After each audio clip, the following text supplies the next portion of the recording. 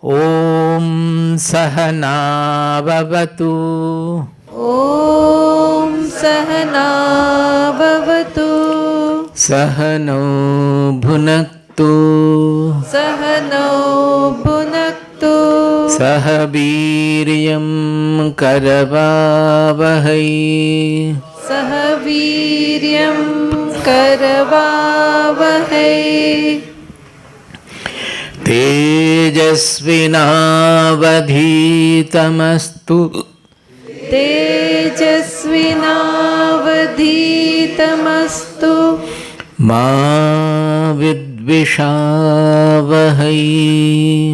Ma vidvishavahai. Om Shanti Shanti Shanti. Om Shanti Shanti Shanti. Om Shanti Shanti Shanti. Om Shanti Shanti Shanti. So the second chapter, first two important verses I did that the whole choice is left to our own decision, our own will. That is, what will happen in life, it depends on the choice we make. So often our shastras or our religion is blamed as it is fatalistic. Fatalistic means it is all guided by the fate and all. Absolutely wrong and absolutely reverse interpretation. There is no other scripture in the world which emphasizes the self-effort so much. Everywhere it is the self-effort and self-effort.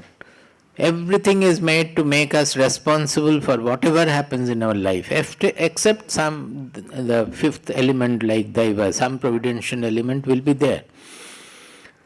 In Yoga Vasishtha Ramayana, the second section completely, Mumukshu Vyavahara Prakarana, it is exclusively on self-effort. Self-effort means, in Sanskrit it is called Paurusha.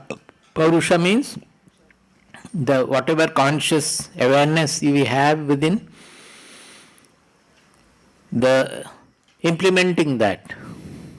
That is why the dharma, artha, kama, mokshas are called purushartha. That means whatever we gain by applying our self-effort. Purushartha means whatever we gain by applying our self-effort. It is so much discussed that Vasishtha is saying that with two hands raised I am shouting repeatedly that there is nothing called Daiva. It is only Paurusha and Paurusha and Paurusha, but there is nobody to listen to me. Can you understand the way of expression?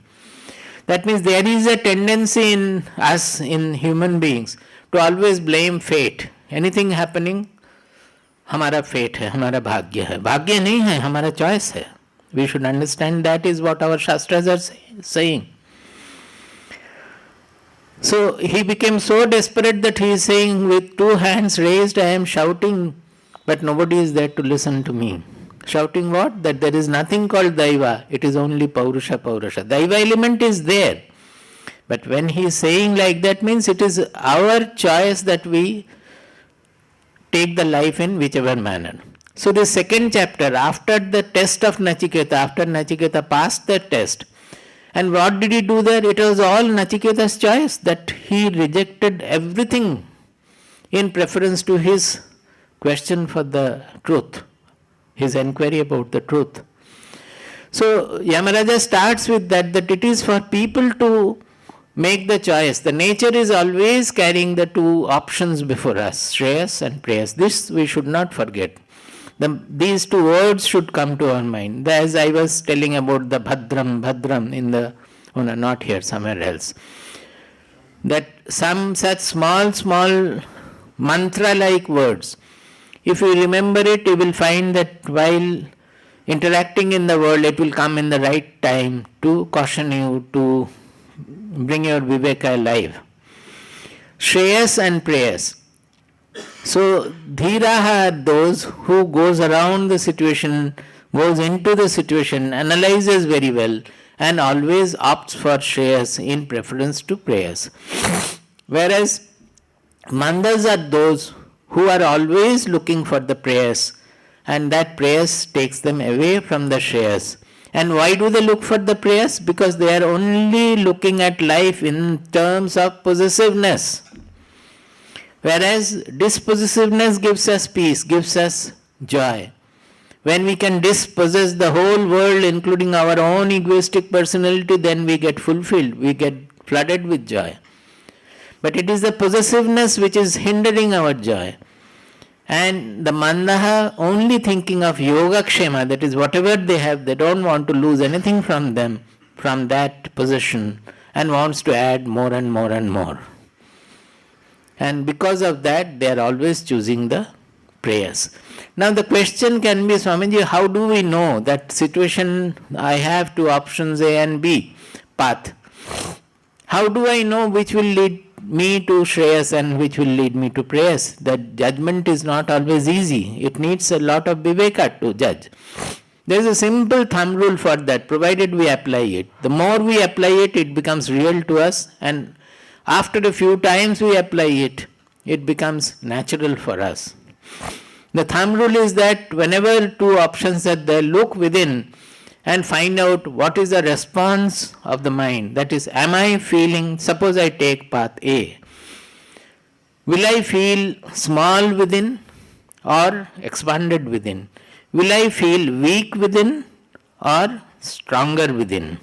Will I feel heavier within or lighter within? That which gives the inner feeling of lightness, strength and expansion is the Shreyas. That which gives the feeling of smallness, heaviness and contraction, that is smallness.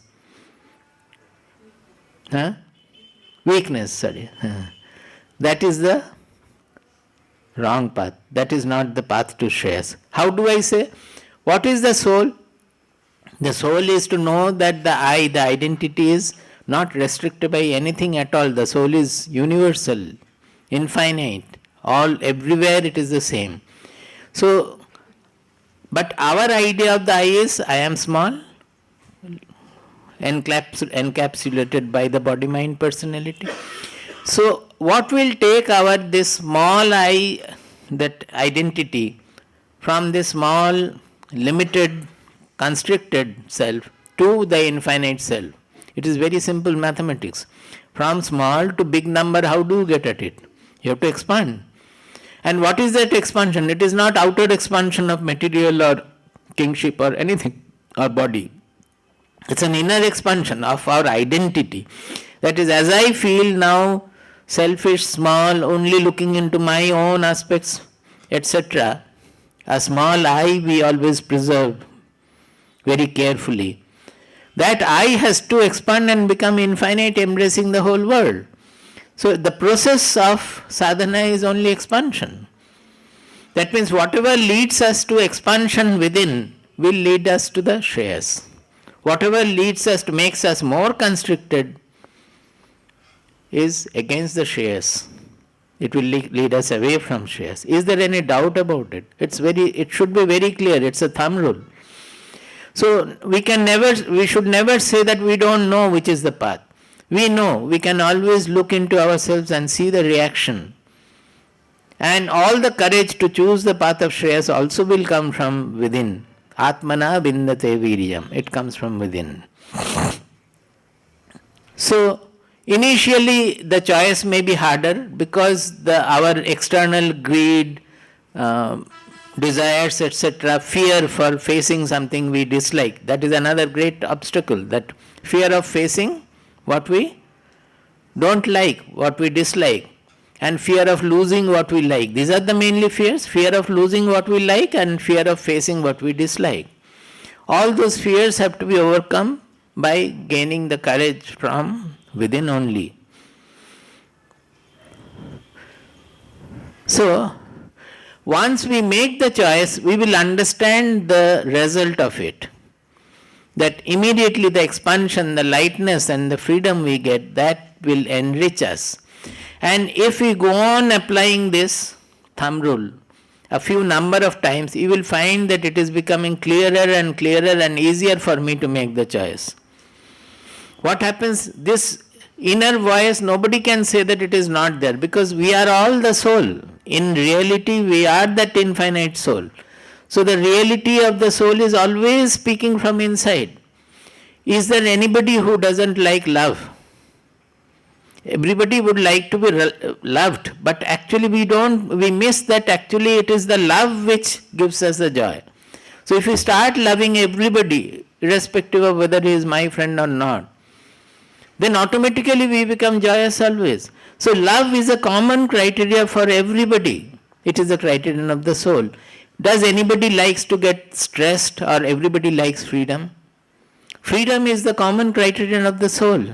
So even we have not had the Atmic experience, or we don't know what is soul, we can always find out what is the inmost presence which I am trying to head towards.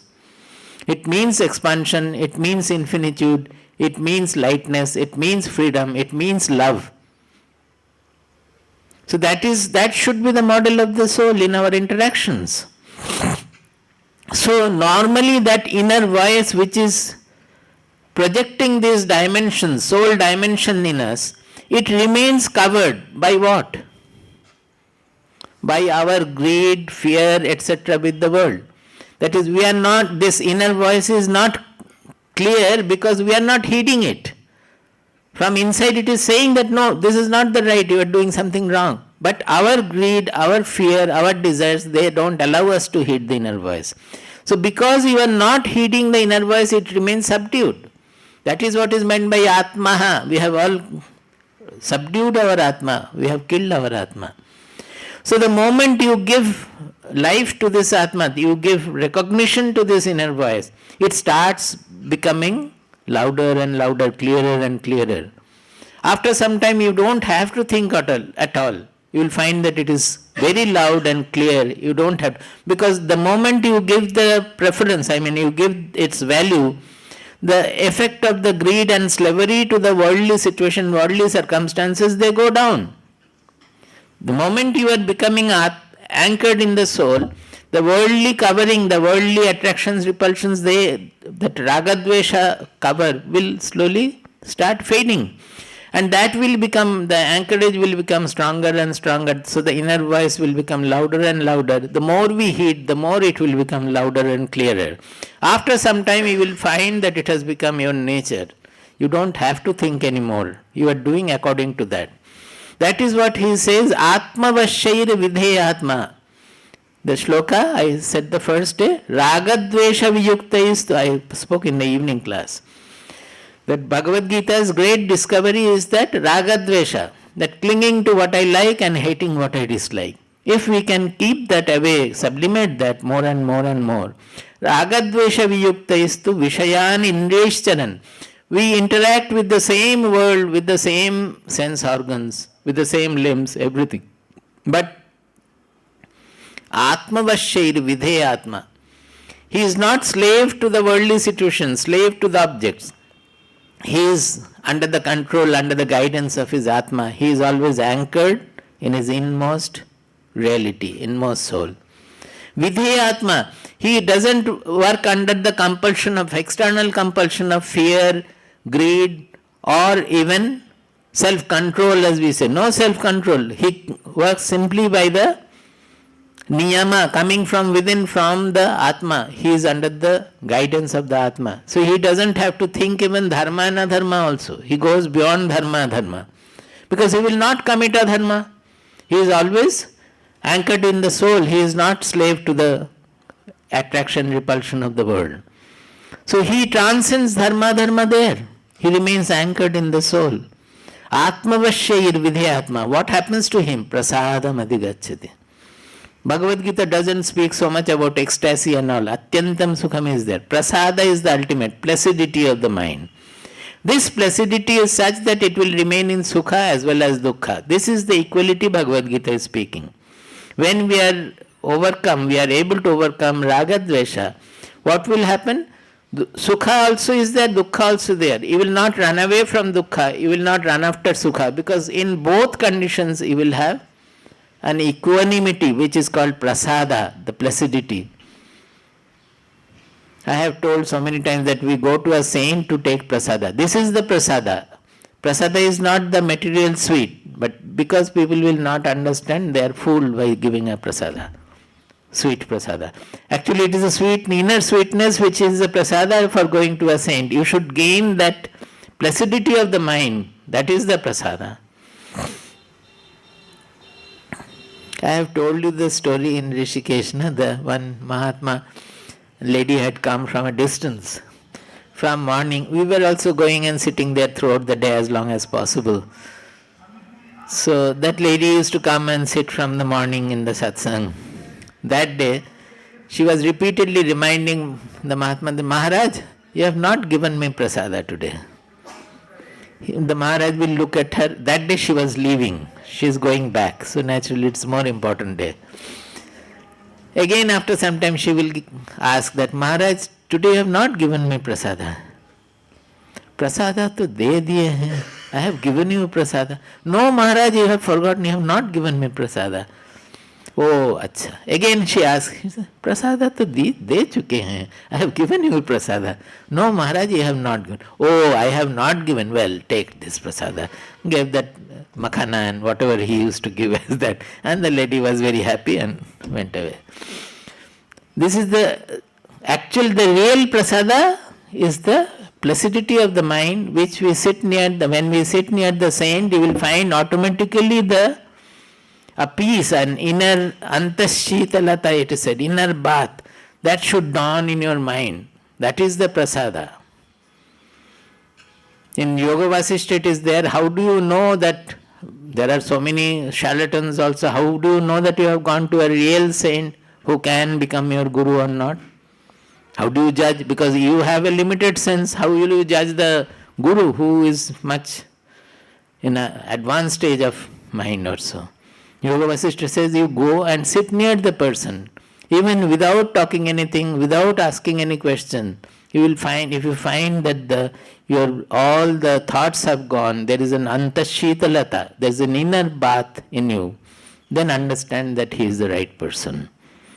Because it is a superposition of the mind. Whenever we are going near, if you stay with an agitated person, you will find after a few days you are also becoming agitated. It's the superposition of the mind that works.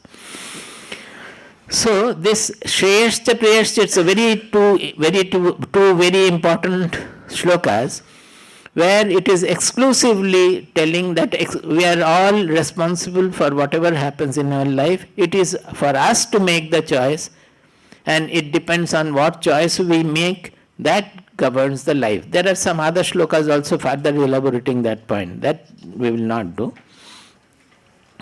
Then after that, you go to the 7th verse of the same chapter. That is 1.2.7 in this book. That is the same chapter, 7th verse. Shravanayapi bahubhiryo na labhyah Shvinvantopi bahavo yam na vidyuhu. Yam na vidyu. Shvinvantopi bahavo yam na vidyuhu. Shall I cut further? It is becoming difficult to read. One more, not necessary. Shravanayapi bahuviryo na labhyah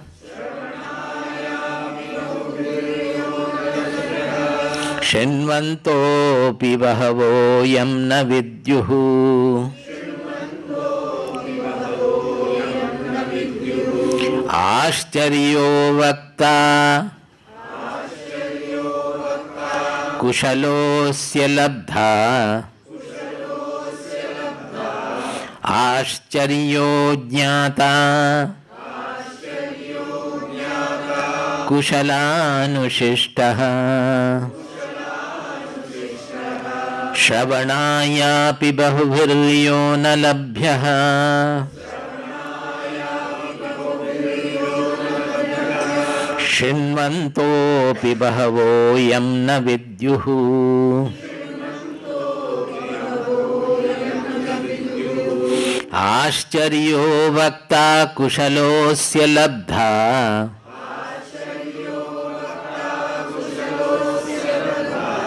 Ascharyo jnata kusalanushishtaha.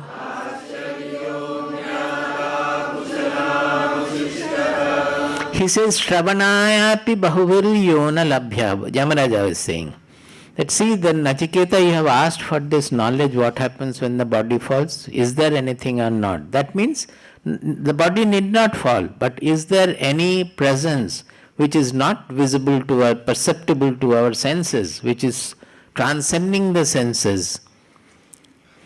So, this knowledge, he says, Shravanayapi bahuviryo labhya. It is very, very rare to hear about this truth. Now, see, you are getting it very easily because of, not just because of the programs, but it is all over available on the internet, on live streaming, etc. But this Upanishadic knowledge was extremely rare to find those days, because only when you go to the hermitage, or sometimes the king, like Rajarshis, Janaka and all, they call a conference of the convention of the knowers and all. There was the time you come to hear it. Or some festival like Yaga Jajna, big Ashwamedha Yaga, where the knowers will be speaking perhaps those days. Otherwise, it was very much restricted to only a few fit disciples. They will not speak in the public. Public speaking about Upanishadic knowledge was not there. Even now, the traditional people, the object to our public speaking, those who are very rigid traditional people, they said that real knowers will not speak in public. That kind of a feeling is still there.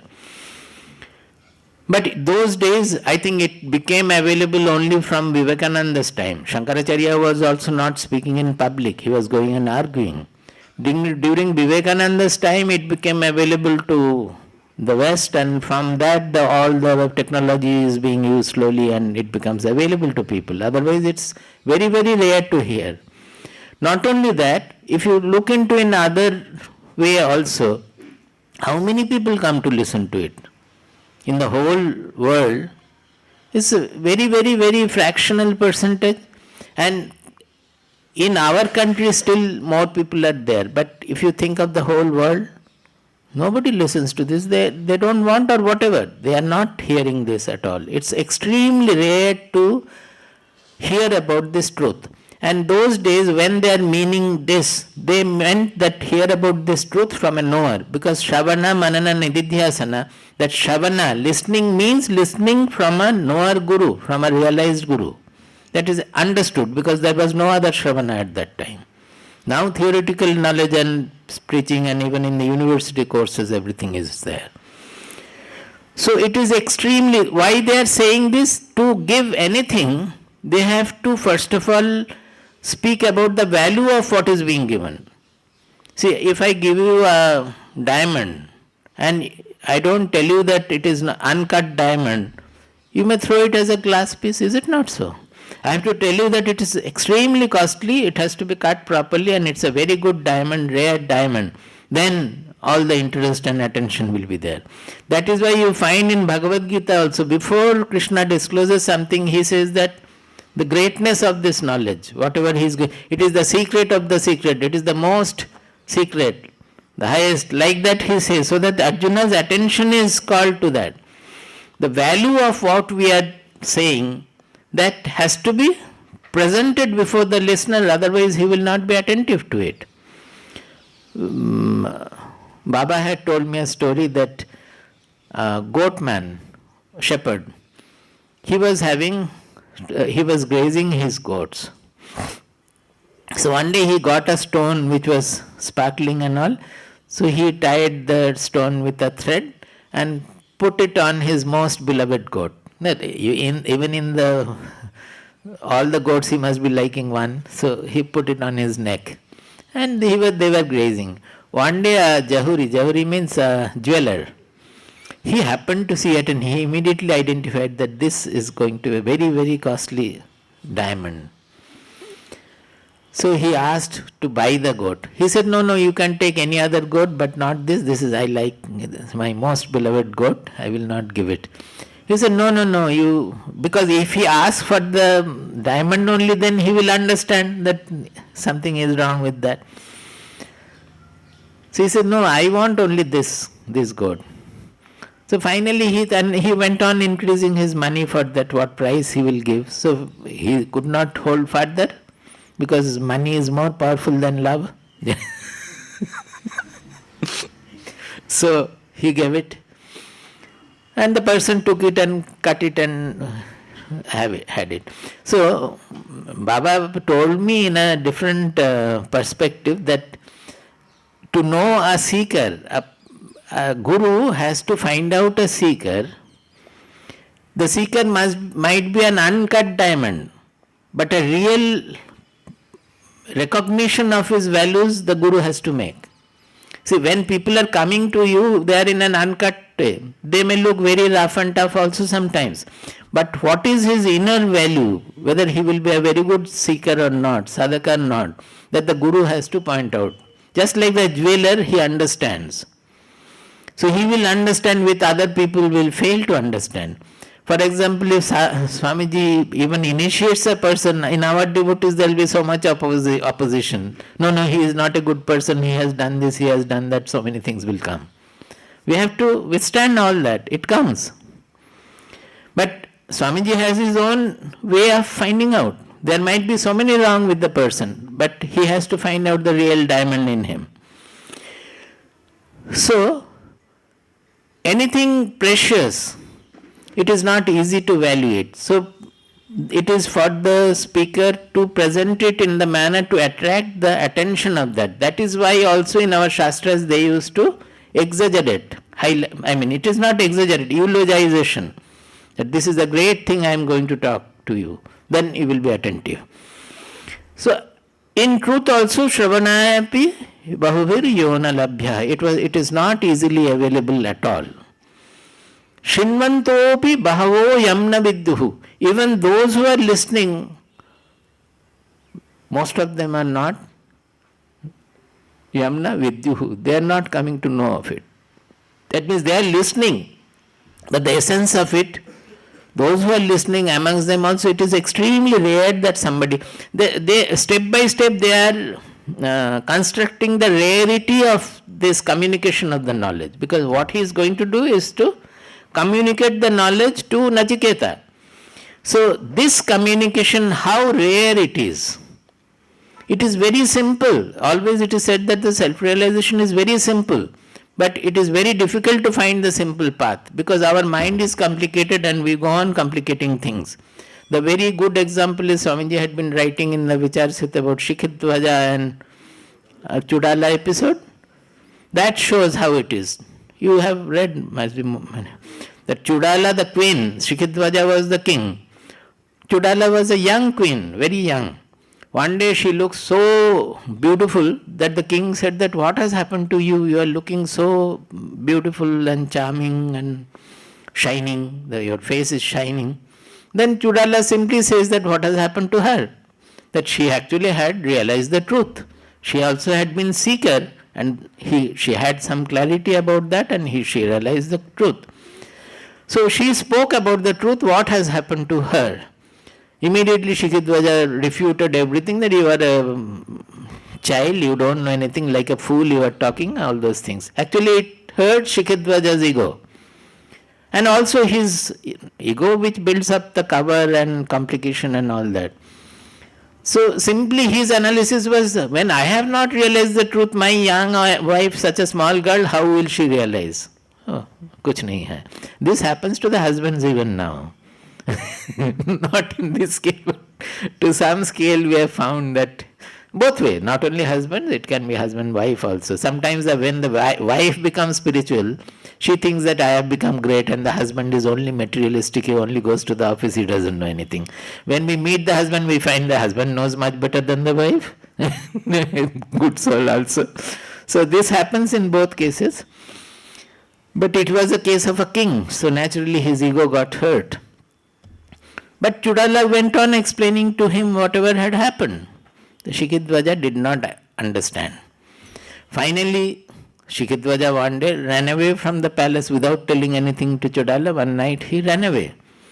And he thought that if I renounce the palace, then that is the renunciation and I will get the truth.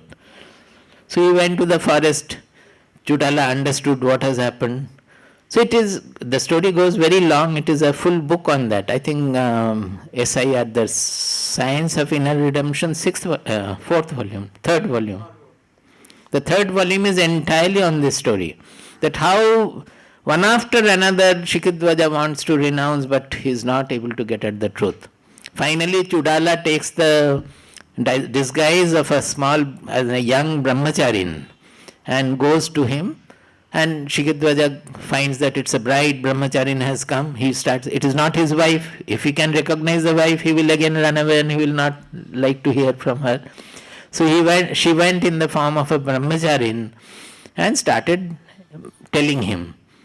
And Shikidvaja finally was about to jump into the fire, saying that if this body is going to be the only obstruction for myself, then I am going to renounce my body. So he was about to jump into the fire. Then Chudala in the form of brahmachari catches hold of him and again says that nothing can be renounced like this.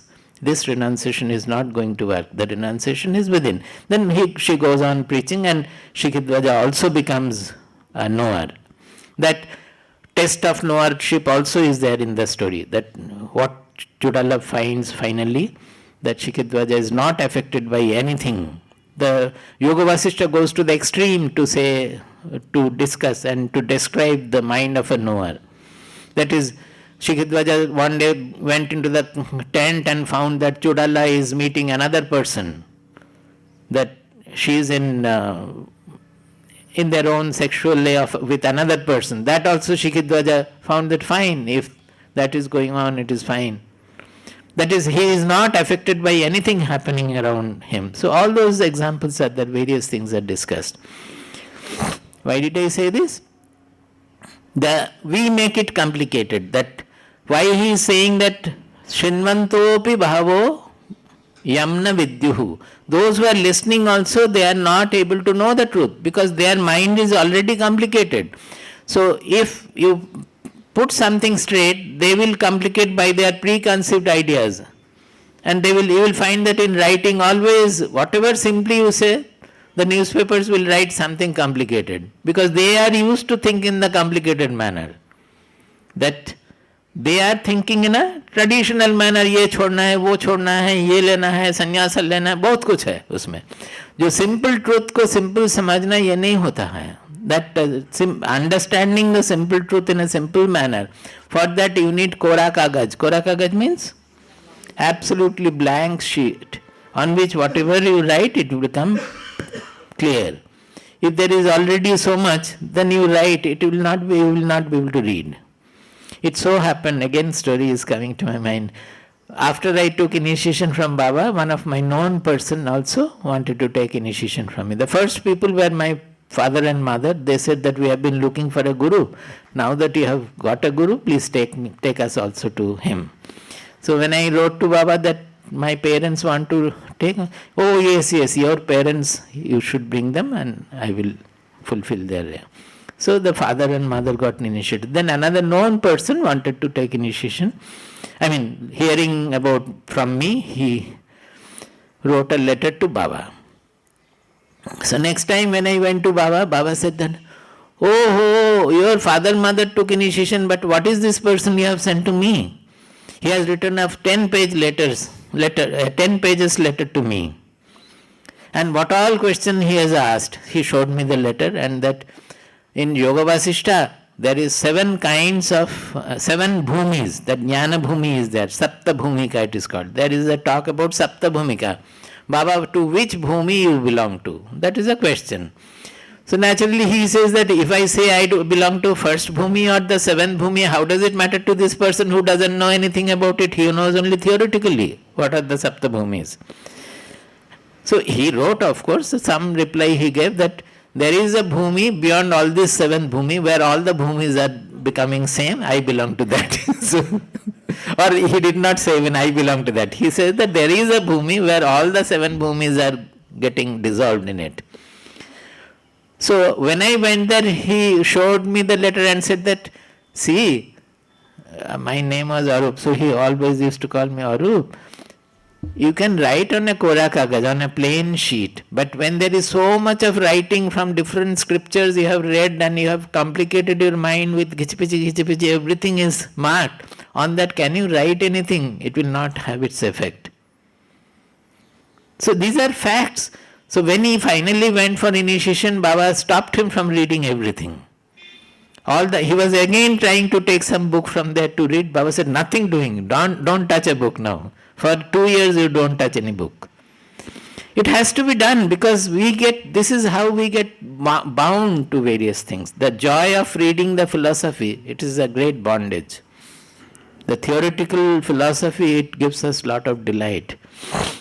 So, Shrinvantopi Bahavo Yamna Vidyuhu. It is such a simple thing that the most of the people listen to the truth will not understand the truth. Don't get dispirited. I mean but it's a fact. क्या बोलते हो तुम? आश्चर्यो वक्ता कुशलोस्य लब्धा. It is wonderful is the Vakta who exposes the truth. Because wonderful in what sense? It is extremely rare that somebody exposes this truth. And Kushalosya Labdha, a person who can absorb, grasp the truth is also equally wonderful. That is both Vakta and Labdha. Both are extremely rare. Now here they have used the word Kushala. You know in Bhagavad Gita it says Yogaha Karmasu Kaushalam. We always say dexterity and all that explanation in English.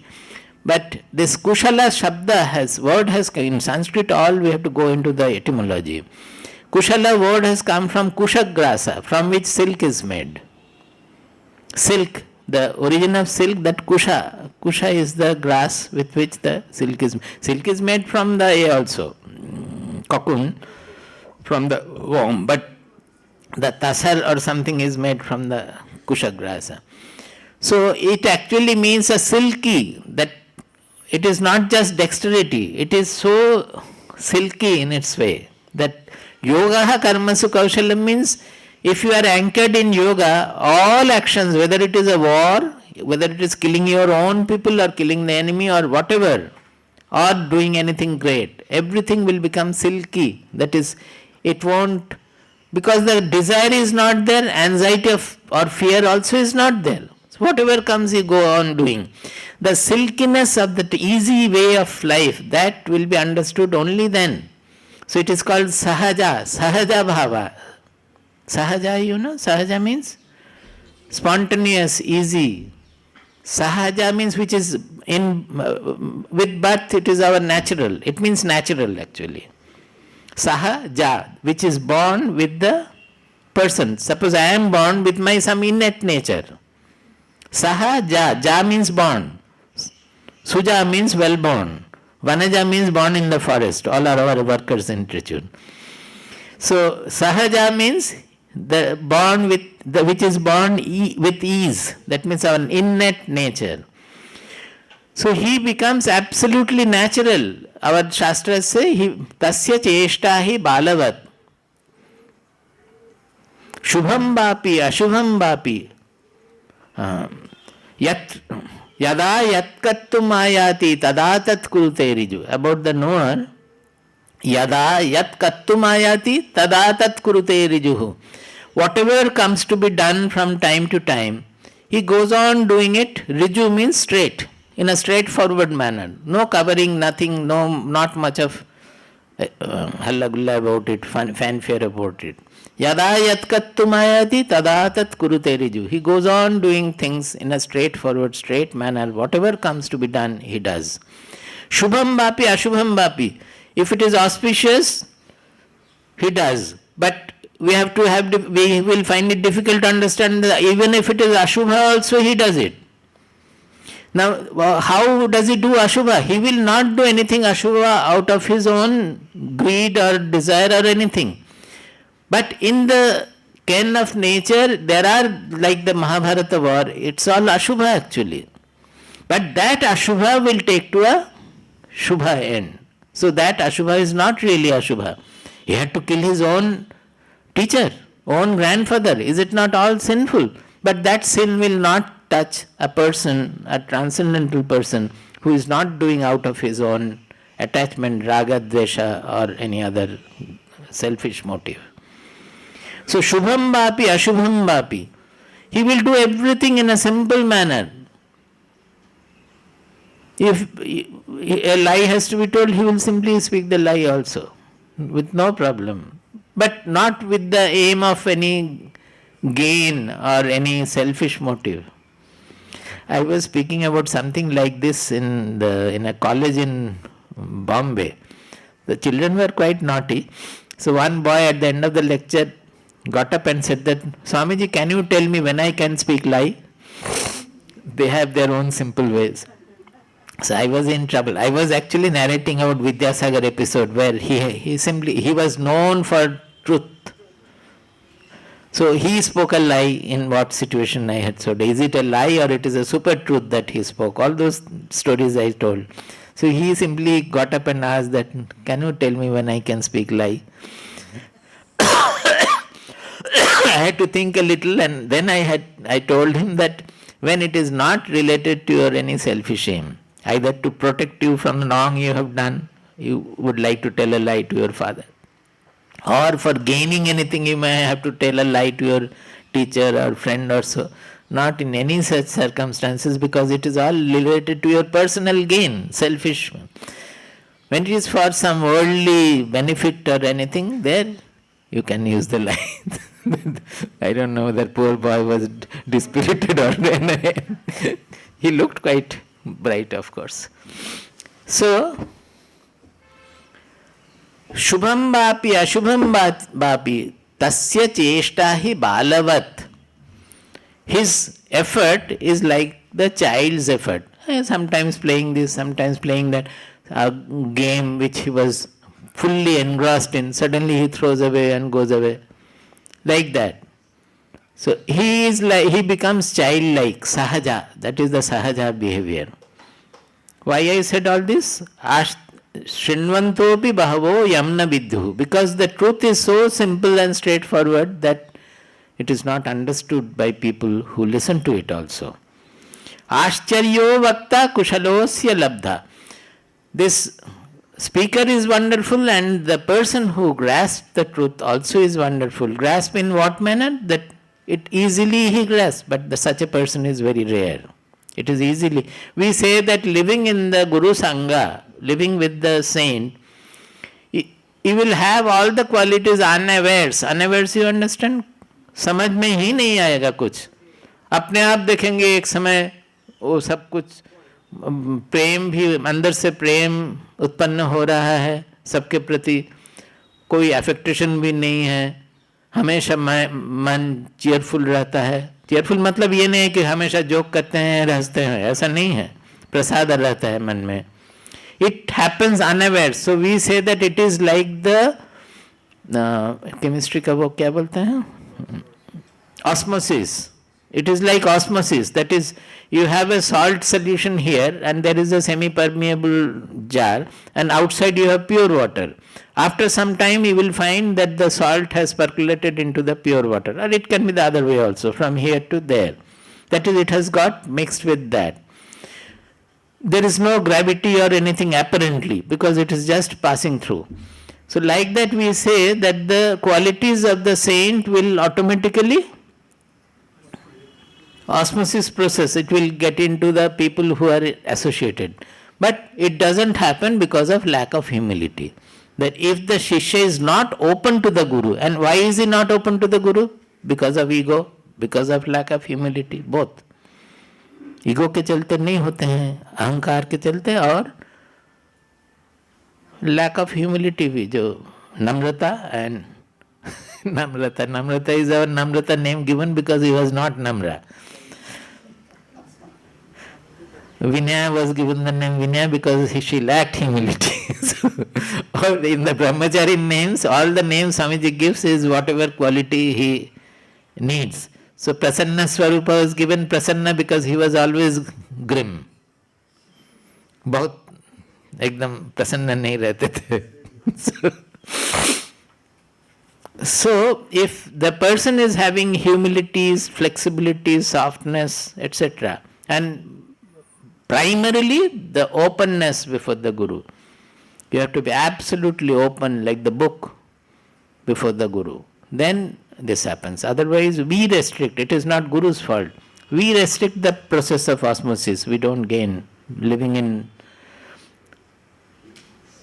So people say that 24 years he lived with you. What has happened, Swamiji? Then we are here only for a few years. He or she lived for 24 years. Even then he had to go. Kya kare? The same thing happens in other places also. Again, that same Mahatma, when we went there, another lady was asking him, वो ब्रह्मचारी आपके साथ 24 साल रहे थे, 24 years he was with you, why did he have to go from here, what was the wrong? Then the Maharaj said that आप सुबह उठ के गंगा जी में नहाने जाते हैं ना, don't you go to take bath in the Ganges in the morning? हाँ. वहाँ कितने पत्थर हैं? बहुत सारे पत्थर है. How many are the stones lying in the Ganges? Have you seen? So many stones are lying, Maharaj, around. वो सैकड़ों साल में गंगा स्नान कर रहे हैं, पत्थर ही नहीं रह गया. These stones are taking bath in the Ganges for thousands of years. Still the stone remains stone. Like that, if you remain in the presence of the Mahatma also like a patthar, like a stone, you will remain a stone. So, Shravanayapi bahuviryo na labhyaha. Shrinvantuopi bahavo yamna vidduhu. Ascharyo vakta kushalosya labdha. Ascharyo jnata kushalanushishtah. Still rarer, still more wonderful is the knower who has undergone the tutelage of a person who has undergone a tutelage. It's a very complicated but very important kushalanushishtah. That anushishtah means who has followed the discipline given by his guru. Anushishtah. That Nachiketa said in the beginning itself, etad vidyam anushishtastvayaham. I would like to know the truth of this by following the discipline given by you. Any guru, whatever he says, the shishya has to listen to it. That is the anushishta. He says the ajnata, a knower, who has come to the knowledge by following a guru's instructions. And what kind of a guru? He has followed the guru's instructions and come to that. That is, they are emphasizing the parampara here. Because this is a knowledge which has to be lived. It is not a theoretical knowledge who has known the truth from the book. You can say that I have learned the book, I have seen Shankaracharya's Bhashya, I have learned everything taken by heart also. No. It has to be lived. The knowledge has to be lived. So the actual living, those intricacies you will know when a person has lived. He will tell you the intricate things. Otherwise he will just know the theoretical knowledge of it. So that parampara he is emphasizing, that it is extremely rare to find a knower who has undergone the tutelage under his guru. Kushalanushishtah, a kushala guru from whom he has undergone. What have they written? Let me see. Of that self which is not available for the mere hearing to many, and which many do not understand even while hearing. The expounder is wonderful and the receiver is wonderful. Wonderful is he who knows under the instruction of an adept. Why he is saying that? Next verse explains that. Na narena varena prokta esha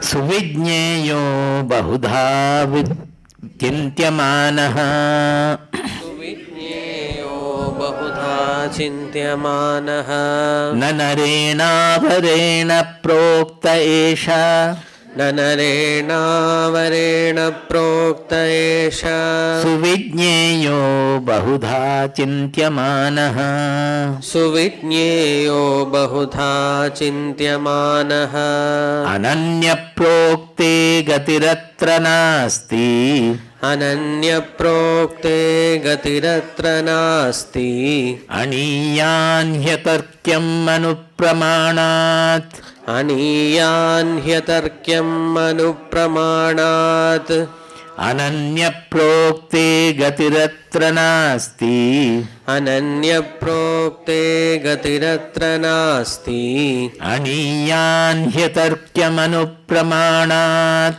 अनीयान् ह्यतर्क्यमनुप्रमाणात्. He says, na narena avarena proktesha. Na narena, na avarena narena prokta esha subhijñeya subhijñeyaha bhavati.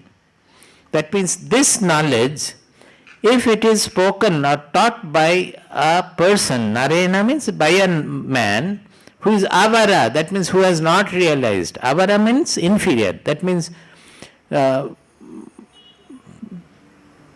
who have studied maybe theoretically. Suppose you learn in the MA, you are taught Vedanta, there also Upanishads are taught. But it is not expected that the teachers are a realized person. They have not done their sadhana also. They might be anything in their personal life. We are not going to bother about it. They are teaching us theoretically. So he is saying that narena avarena narena proktaha subhijñeyaha na bhavati. This does not become well understood when it is explained by a person who has not done the sadhana, who has not realized the truth. What is why? Bahudha chintyamanaha eshaha. That means this is normally thought about by multifarious ways of thoughts. If you go and ask that, you will find that slokas also, their meanings are contradictory. People are understanding it in different manner. There will bahudha chintyamana. That means they are not able to converge their thought to the truth. A person who has realized the truth, when he speaks, his everything will be centered around that one truth. So you will not find that it is going to multi directions. Do you get my point? Normally our mind is always divergent. It is going to the world in a divergent manner. The difference with a person who has realized the truth is his mind becomes absolutely convergent. It is veering around. Always it is centered, anchored in the truth. So when he speaks about it, it will be all directed towards the ultimate truth. So even if he reforms the society also, it will be all on the anchorage of the ultimate truth. That is why they are supposed to reform the religious functions and religious practices also, because their mind is not multi-pronged, that going around like this. Other cases, you will be confused by their multi-pronged expression. That is, the person who are listening also, they will think like this, like that, the way it is being taught. So very clearly here it has been Ananya prokte gatiratra nasti. This kind of bahudha chintyamanaha gati. Bahudha chintyamanaha means thinking in multifarious ways. Bahudha, that means divergent. Chintyamanaha, which is thought about in a divergent manner. This bahudha chintyamanaha gati. Gati means the result, that is the way, the motion. This kind of a multiply directed motion will not be there when ananya prokte gatiratra nasti. It will not be there when ananya prokte, when it is spoken of by an ananya. Ananya meaning what? Na anya. Generally ananya word we use for an excellent person who has no comparison also. Here it is not that. Na anya means for whom there is no second at all. That means who has identified with the universal truth. See, Krishna says that who does like this, he becomes like me. He enters me. Every time he says that. That means what? In that level, in that universal Atma level, there is no difference at all. If you identify with that Atma, you identify with what Krishna has identified also. That is why he is saying, who come to me, me, me. With his universal identification, he is saying. Like that, Ananya Prokta, a person when he is speaking, which person who has identified with the universal truth, who has realized his real identity, universal identity. Atra bahudha chintyamanaha gatihi nasti. In that case, this divergent result will not be there. Your mind will be concentrated by him to the real truth. Is it understandable? And why it is like that? Aniyan hi atarkyam anupramanat. It is atarkyam, this truth is atarkyam. Why atarkyam? Tarka means argument or logical sequence. You may try to explain the truth logically and all, but it has to transcend the logic, because all the logic is found within the duality. As I said that B is the cause of A, C is the cause of B, like that you cannot go to the absolute truth, because again the question will be there, who is the cause of that. So any logic, any argument, nyaya, etc., they are concepts of the mind, we should remember. Concepts of the mind which is within the ken of duality. Always I and the whatever we are knowing is different. Whereas this truth is non-dual, where we transcend the difference between the knower and the knowledge. Everything becomes one there. One means transcendental.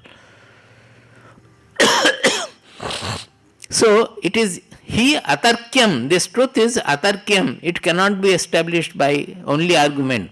But the logic is such that the logic itself will tell you that you have to transcend this logic. The dual logic can be taken to a point where the logic will tell you that you have to transcend this logical analysis. That is there. The reason will tell you, rather the reason will tell you that you have to transcend the logic. And why? Aniyan anupramanat aniyan. Even if you give the smallest elementary particle also, it is subtler than that. That is, it is subtler than the subtlest.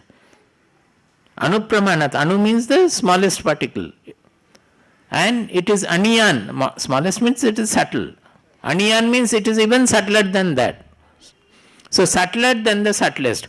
Now here also there is a correction. Whatever we may say subtler than the subtlest and all, we think in terms of objects, is it not? The water is subtler than the wood, the air is subtler than water, the space is subtler than air, is it not? So it is something I am seeing, I am knowing, either perceiving or knowing as a concept, where we are comparing subtler than this, subtler than space, and Atma we are saying even it is even subtler than space. But it is, one has to understand, if you want to understand, realize the truth, you have to understand that it is not in that objective sense at all. Because it is what is that Atma? Which is revealing the subtle, subtler, subtlest everything. They are all in the objective field. The subtle we are talking about the Atma is in the subject field. You cannot say that like this, because that is how the grossest thing also is an expression of Atma, and the subtlest thing is also an expression of Atma. That becomes a contradiction in the logic. But actually, the whole universe is, with its all gross, subtle thoughts and gross tones, everything is appearing in that consciousness alone. That is how it is happening. And you cannot know the consciousness as some object before you, as something you are knowing different from you. It can be known only as the amness. It cannot be known any other way. Is it clear? So after saying all these things, naturally he is bringing Nachiketa to there are further Naisha Tarkena Matirapaneya and all, that Nachiketa, you have got a very good intellect and mindset, which should not be renounced by unnecessary going into unnecessary tarka, arguments and all those things he says. Then finally he comes to the shloka number 13 you come to. Same chapter, shloka number 13. Etat shrutva samparigrihyya matyah. Etat shrutva samparigrihyya. Parigrihya. The ga and rukara, it is not rafala. It is a vowel. Ru is a vowel. So normally when two consonants are joined, then one matra will be excess. Suppose we say amra, mango. Amrapali, amra. That is ma and ra, both are consonants joined together. So we have to say amra. But amrita, it is not amrita. In Bengali we say amrita, amrita, it is wrong. Amrita, that means ma and rikara, that is only single consonant with the vowel. So it is not amrita, it is amrita. Like that parigrihya here, not parigrihya. Parigrihya. Parigrihya. There is no another matra or accent there. Parigrihya होने से रफला हो जाएगा. Parigrahana. Grahana, parigrahana is there. There ga and ra. So you say parigrahana, but here it is parigrihya. Parigrahana. Parigrahana. Here it is parigrihya. Parigrihya. One matra less. Etat shrutva samparigrihya matyah. एतत् श्रुत्वा सम्परिगृह्य मर्त्यः Prabrihya dharmyam. प्रवृह्य धर्म्यम्. See, here it is pravrihya. Pravritti, nivritti, all are rikara. But apramatta, not there, accent is there. Pa and ra, two consonants. Apramatta. Pravrihya dharmyam. प्रवृह्य धर्म्यम्. Anumetamapya. अनुमेतमाप्य. Samodate modaniyam hi labdva. समोदते मोदनीयं हि लब्ध्वा. Vivritam sadma. विव्रतं सद्म. Nachiketasam manye. नचिकेतसं मन्ये. Manye means I consider. Yamaraja is saying I consider.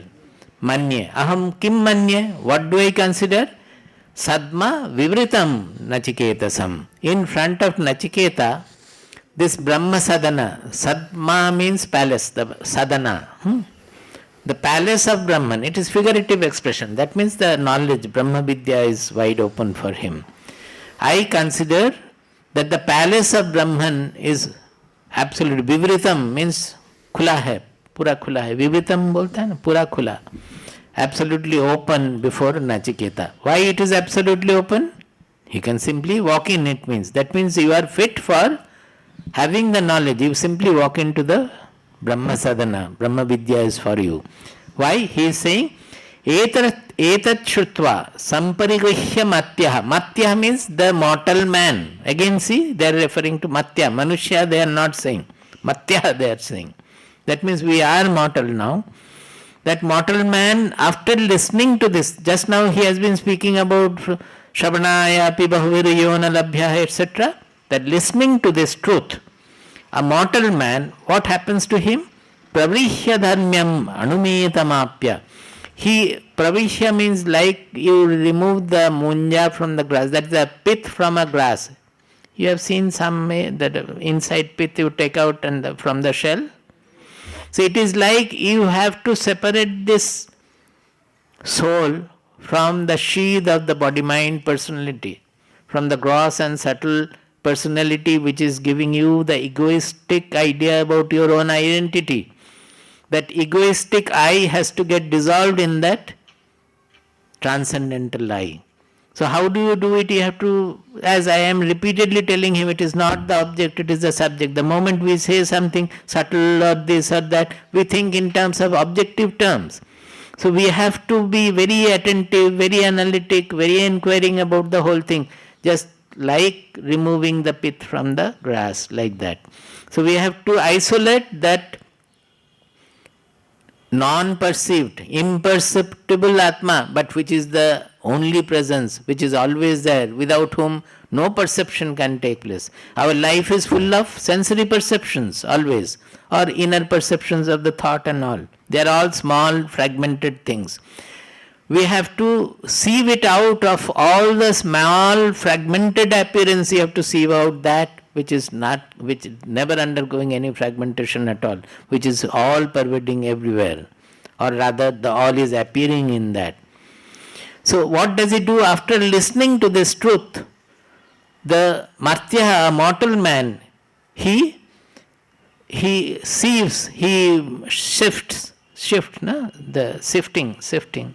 He sifts this subtle truth from all the objectivity, objectude. The subject from the entire objectude. Dharmyam, that is the dharmyam, that is the ultimate law, then that is called the dharmyam, that is the fundamental law of nature. What is that? The consciousness on which all the natural things are appearing. Anumetam apya, it is absolutely subtle. He grasps it, apya. Getting that, finally sifting it and realizing that subtle truth which is pervading everywhere in all the gross appearances. What happens to him? Samodate modaniyam hilabdha. He rejoices. Modate means rejoices. But not rejoices by getting small things of the world. Modaniyam hilabdha. That getting the real joy, that is who is the source of all joy. The one should rejoice in that because that is the source of all joy. We do not knowing that we are finding small things to get our joy. But when we discover the source of joy, will you run after anything? As Bhagavad Gita says, Yavanat Udapane, when there is, everywhere there is water, would you look for a well which is hiding underneath to get the well water? Everywhere it is flooded with water. Vivritam Sadma Nachiketa Sammanya. So, Nachiketa, you are already deserving this knowledge. Simply the Brahma palace is wide open before you. Simply walk in. Now Nachiketa puts forward this is all he listened to patiently. Now he says, no more Dhamaraja, give me what I have wanted. So this question is very important. It is an erudite question. The first one was, what happens when the body falls? Is there something or not? Some people say it is, some people say it is not. With that he started and so much has gone forward. This shloka also you should take by heart. Anyatra dharmad, anyatra dharmad. Anyatra dharmad, anyatra dharmad. Anyatra asmat. Anyatra asmat. Krita kritat. Krita kritat. Anyatra bhutacha bhavyacha. Anyatra bhutacha bhavyacha. Yat tat pashyasi tadvada. Yat tat pashyasi tadvada. Anyatra dharmad, anyatra dharmad. Anyatra dharmad, anyatra dharmad. Anyatra asmat krita kritat. Anyatra asmat krita kritat. Anyatra bhutacha bhavyacha. Anyatra bhutacha bhavyacha. Yat tat pashyasi tadvada. Yat tat pashyasi tadvada.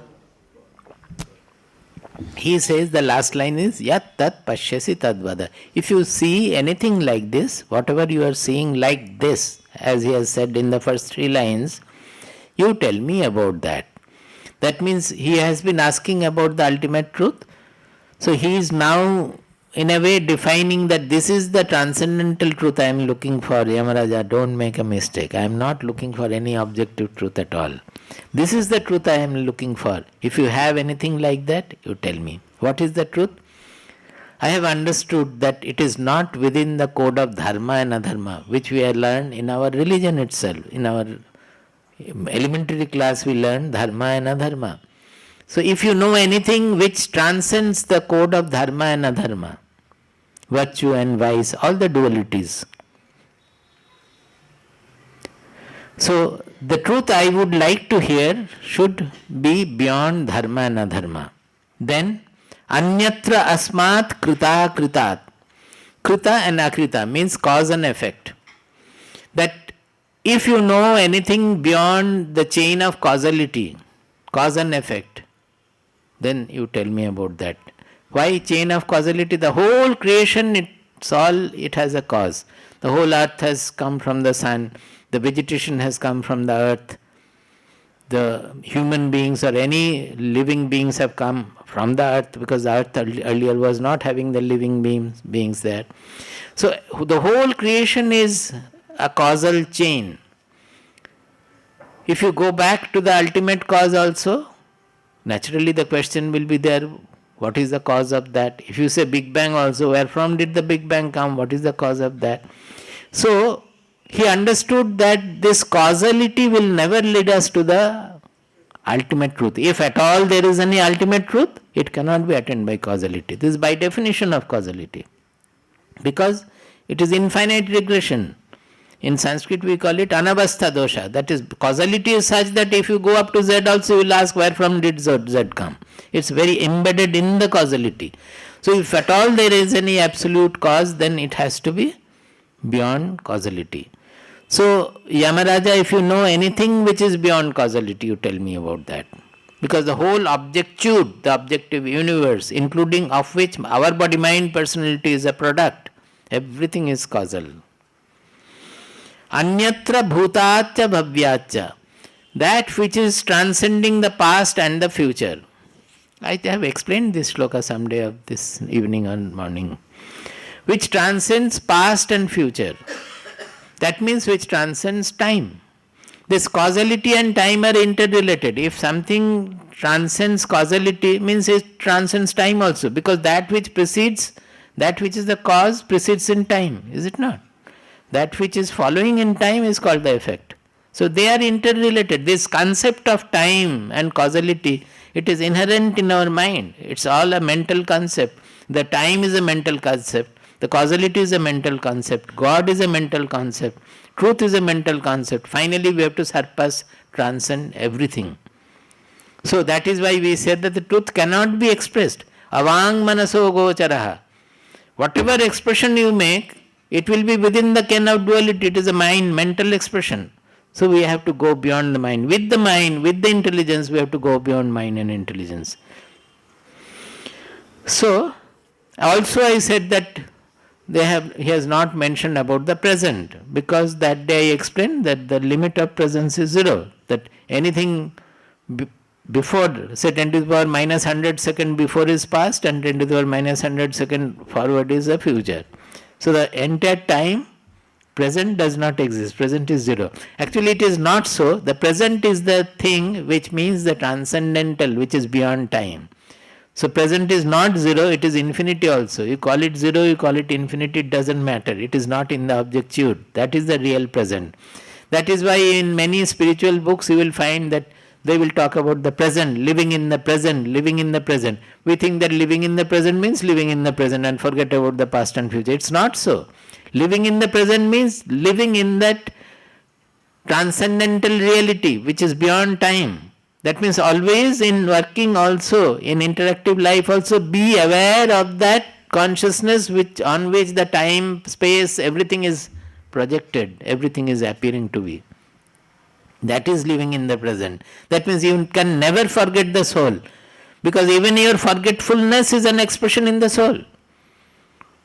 Ya Devi Sarva Bhuteshu Bhranti Rupena Samsthita Namastasyai Namastasyai Namastasyai Namo Namaha. That Bhranti, forgetfulness, is also an expression of that. When you are unconscious, there is no signal that you are coming to know. You don't know anything. Time also you will not know. Nothing you will know. But that nothingness, that zero signal state, you will know. After coming back, you say, I was in that zero signal state. So that also is revealed by the consciousness alone. This is that consciousness which reveals everything. So he wanted to know about that, and that is called the present also. Then after this question only, see, this is a question which even the scientists will find it difficult. Can you imagine that thousands of years ago, how far back we don't know. Bhagavad Gita is taken from this book. Maximum shlokas are taken from Kathopanishad in Bhagavad Gita. Bhagavad Gita itself is more than 5,000 years. We don't know when these were coming from mouth to mouth and what kind of elevated thoughts, elevated mind they have expressed. It is amazing that civilization must have been very, very, very, very old. To come to this kind of discussion, it will take generations after generations of civilization. We should have the imagination to understand. And how can it live for such a long time? Anything, it gets perished within a few hundred years. It's still living with its own thoughts on, and people can still understand in the way it has been, because it is all about the eternal truth. It is beyond time. So any time it is called Sanatana Dharma. Why? Sanatana means eternal. There are two meanings. Sanatana Dharma means which is eternal, which will not undergo any change. The dharmic religious practices may undergo change, but the essence of the dharma is this eternal truth. Whatever temple or any practice, it has to be based on this essential truth. That is why it is called Sanatana Dharma. The other meaning is that if you follow the eternal dharma, then you will become eternal. Not that you will become eternal, you will come to know that you are eternal. So it makes you eternal. It is eternal and it makes one also eternal. That is why it is called Sanatana Dharma. Om Sahana Vavatu Sahanavavatu Sahano Bhunaktu Sahanau Bhunaktu Sahaviryam Karavavahai Sahaviryam Karavavahai Tejasvinavadhitamastu Tejasvinavadhitamastu Ma Vidvishavahai Ma Vidvishavahai Om Shanti Shanti Shanti Om Shanti Shanti Shanti Om Shanti Shanti Shanti Om Shanti Shanti Shanti